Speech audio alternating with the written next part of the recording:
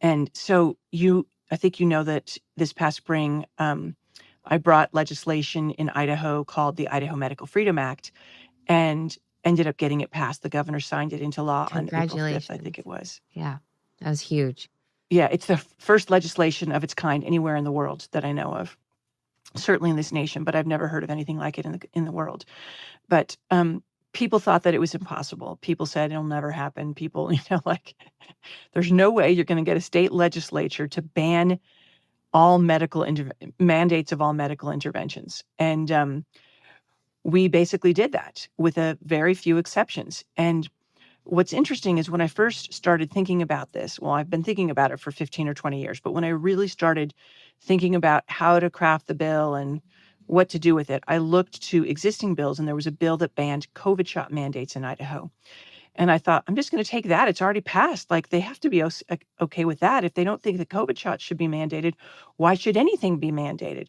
And so I took that and I just, reoriented, adapted it to my needs, and crafted this beautiful piece of legislation, I believe. But what I did was I just believed because I had the moral authority. Who in the heck believes that they can tell me what to put in my body? Who believes that they can tell me whether or not to carry a baby? Think about it. If you can be forced to take a medical intervention for the greater good, why can't they force you to get pregnant for the greater good if there's too little population growth, right?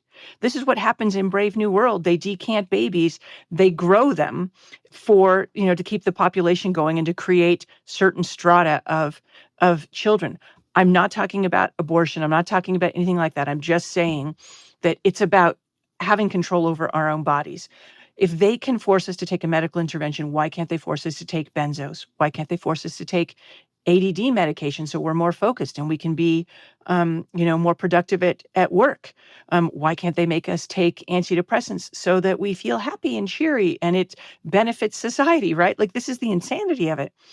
But I just believed from the very beginning, and I've always tried to teach my son since he was young, whatever you want to do, put your mind to it, put your heart to it, and just take one step.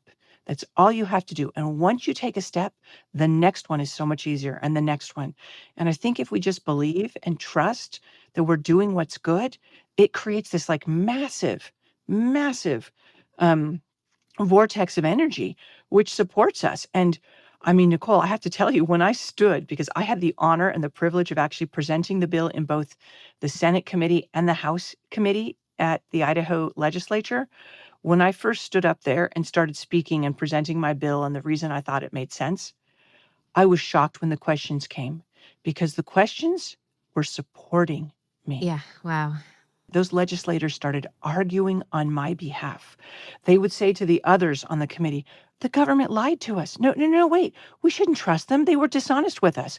People don't have any trust in public health anymore. It was unbelievable